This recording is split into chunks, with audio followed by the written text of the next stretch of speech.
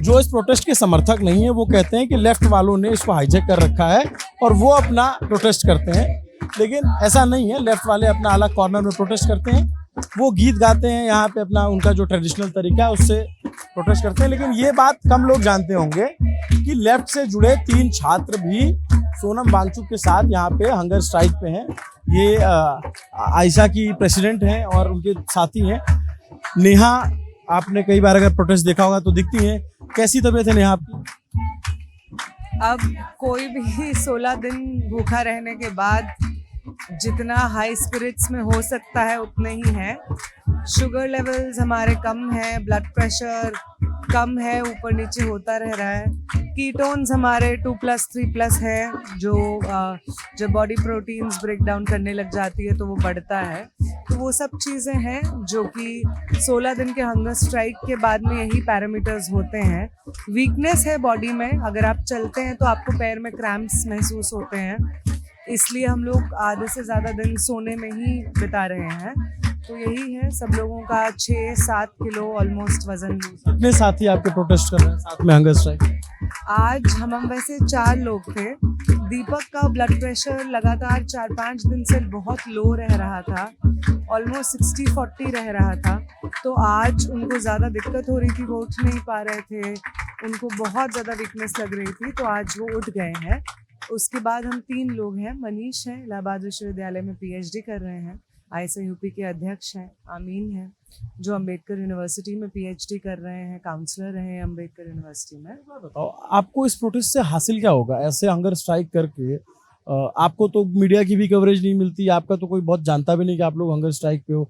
इससे तो आपके घर वाले परेशान होंगे, आपके दोस्त यार परेशान होंगे। बस I think I would disagree on that कि लोग नहीं जान रहे हैं, क्योंकि हर रोज़ 20, 30, 40 लोग हैं जो इस स्टॉल पे आते हैं हमें ढूंढते हुए कि कौन है वो लोग जो बैठे हुए हैं स्टूडेंट्स हंगर स्ट्राइक पे। वो मैं कह रहा हूँ कि मास लेवल पे जो जैसे सोनम वांगचुक जी का लोग जान रहे हैं कि वो प्रोटेस्ट कर रहे हैं, आप लोग का मतलब मैं कह रहा हूँ कि उतनी आपको चर्चा नहीं दी गई। चर्चा होनी चाहिए, बट मैं कह रहा हूँ कि इससे हासिल क्या होगा आपको? आप अपनी सेहत खराब कर रहे हो, सरकार के तो बिल्कुल कोई इस पे रिएक्ट नहीं कर रही। हासिल तो वही होगा जो सोनम वांगचुक को होगा कि एक लंबे समय बाद शिक्षा के ऊपर इस देश में पॉजिटिवली बात हो रही है। ये बात नहीं हो रही कि अरे अच्छा ये भी पेपर लीक हो गया, यहाँ तो ऐसा ही होता है, अच्छा ये पेपर में भी मिसमैनेजमेंट हो गया, इस देश में तो ऐसा ही होता है।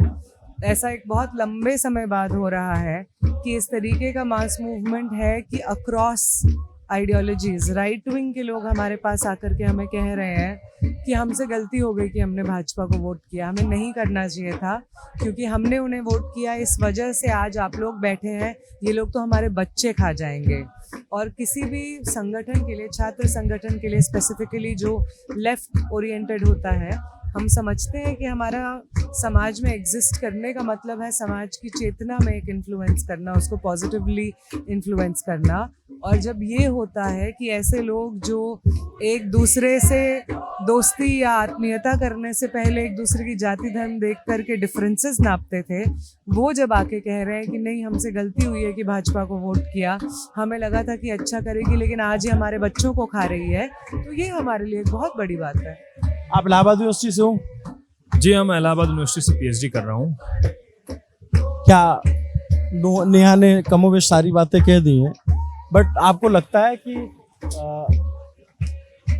बदलाव होगा? जी हाँ, बिल्कुल। मैं ये सवाल पूछ रहा हूँ तो बहुत तेज आंधी आ रही है। हाँ बिल्कुल, ये तेज आंधी है, तेज धूप है, बारिश का मौसम है, उन सब के बावजूद हम लोग यहाँ डटे हुए हैं। और ये ताकत हमें उन 12 बच्चों की जो आत्महत्या जिनको करनी पड़ी मजबूर होकर के, और इस देश का शिक्षा मंत्री जवाबदेही लेने के लिए तैयार नहीं है। NTA जैसी भ्रष्ट एजेंसी जिस पर सैकड़ों मुकदमे चल रहे हैं, दर्ज हैं अलग अलग कोर्ट्स में, उसे एबोलिश करने की कोई बात नहीं हो रही है, तब हम लोग इस सवाल को उठा रहे हैं। और ये सिर्फ NTA और उसका सवाल नहीं है, बल्कि विश्वविद्यालयों में जिस तरीके से फीसेस बढ़ा करके उनको बर्बाद किया जा रहा है, उनके इंफ्रास्ट्रक्चर को तबाह होने दिया जा रहा है, चाहे इलाहाबाद यूनिवर्सिटी की बात करें, लखनऊ यूनिवर्सिटी की बात करें, JNU की बात करें, देश के अलग अलग विश्वविद्यालयों की भी हालत खराब है। तो इस देश में जो शिक्षा मंत्री हैं, वो चाहे नीट का एग्ज़ाम हो, चाहे विश्वविद्यालयों की तबाही की बात हो, चाहे 22 बच्चों की जो आत्महत्या हुई उसकी जवाबदेही लेने से वो भाग रहे हैं। इन सारे सवालों पर हम लोग यहाँ बैठे हुए हैं और आज 16वां दिन है हमारे हंगर स्ट्राइक का। 8 किलो हमारा वजन कम हो चुका है, नया का 6-6.5 किलो वजन कम हो गया है। हमारे साथी आमीन है, उनका भी लगभग 7 किलो के आसपास वजन कम हुआ है। इन सब के बावजूद हमारे 3 साथी हॉस्पिटलाइज हो चुके हैं। दीपक क्रिटिकली वो अभी हॉस्पिटल में है, उनका ट्रीटमेंट चल रहा है।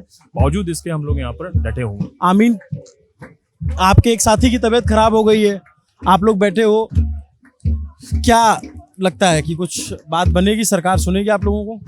क्योंकि लेफ्ट वालों को तो आजकल बहुत सारे लोग ये कहकर खारिज कर देते हैं कि ये तो हमेशा प्रोटेस्ट करते रहते हैं। नहीं, मैं किसान आंदोलन में भी रहा, तब भी ये था कि सरकार ने बातचीत करनी बंद कर दी थी, लेकिन हमने देखा है कि तब भी एक ब्रॉडर लेफ्ट यूनिटी फॉर्ज हुई थी और उन्होंने सरकार को हराया था। आपको बिलीव है कि सरकार मानेगी, आप लोग को सुनेगी? जब जनता जागती है तो सरकार को कुछ ना कुछ तो करना ही होगा, ये मुझे लगता है। जैसे आपके बाकी साथियों का तो ठीक है, मैं समझ में आता है, आप एज अ वुमेन आपका मेंस्ट्रुएशन साइकिल होता है, वो प्रॉब्लम होती है, इतनी धूप, इतना चिड़चिड़ापन, बीच में ये दौर आया, क्या मतलब उसमें कैसा रिएक्ट करते हो आप?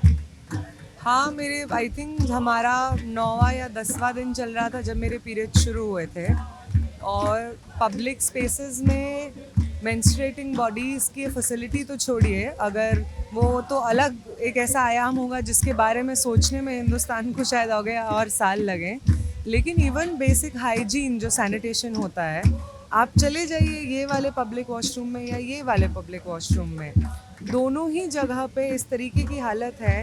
एंड मैं मजाक भी नहीं कर रही हूँ, 4 बार मुझे मर्द मिले हैं विमेंस वॉशरूम में जो पैंट खोल करके अपना पीनस हाथ में पकड़ करके सूसू कर रहे थे और हमने उनसे पूछा कि आप क्या कर रहे हैं, तो कहते अरे हम फ़ोन देख, आज हुआ ये, इसलिए मुझे बहुत गुस्सा आया था। वो कह रहे मैं फ़ोन देखते देखते आ गया था, मुझे पता नहीं चला। आप एक पब्लिक स्पेस को ऑक्यूपाई कर रहे हैं, साफ साफ 3 जगह लिखा हुआ है महिलाओं का शौचालय, महिलाओं का शौचालय, महिलाओं का शौचालय, और आप वहाँ पे घुस जा रहे हैं। एक इंसान ने तो जो वर्दी पहना था, मैं मजाक भी नहीं कर रही हूँ, वो कहते हैं कि मेंस वॉशरूम में स्टॉल फुल हो गया था इसलिए मैं विमेंस वॉशरूम में आ गया। तो ये जो आपको सहजता महसूस होती है पब्लिक स्पेसेस को ऑक्यूपाई करने में at the cost of the fact कि आप बाकी लोगों को असहज महसूस कराएं, ये बहुत बड़ी दिक्कत है। और जबकि मेंस्ट्रुएशन की बात अगर आ गई तो अब जिस देश में पीरियड लीव पे बात करना इतना बड़ा गुनाह है, नोएडा मानेसर में जिन मज़दूरों को अरेस्ट किया है, अगर आप महिला मज़दूरों की बात सुनेंगे, वो जब छुट्टी मांगती हैं अपने मालिक से तो वो कहते हैं क्यों चाहिए, तो वो महिलाएं कहती हैं कि हमारा महीना चल रहा है। वो कहते हैं खोल के दिखाओ कि महीना चल रहा है। तो आप ऐसे देश में रह रहे हैं जहाँ पे मटर्निटी लीव या मेंस्ट्रुअल लीव के बारे में अभी भी डिस्कशन चल रहा है।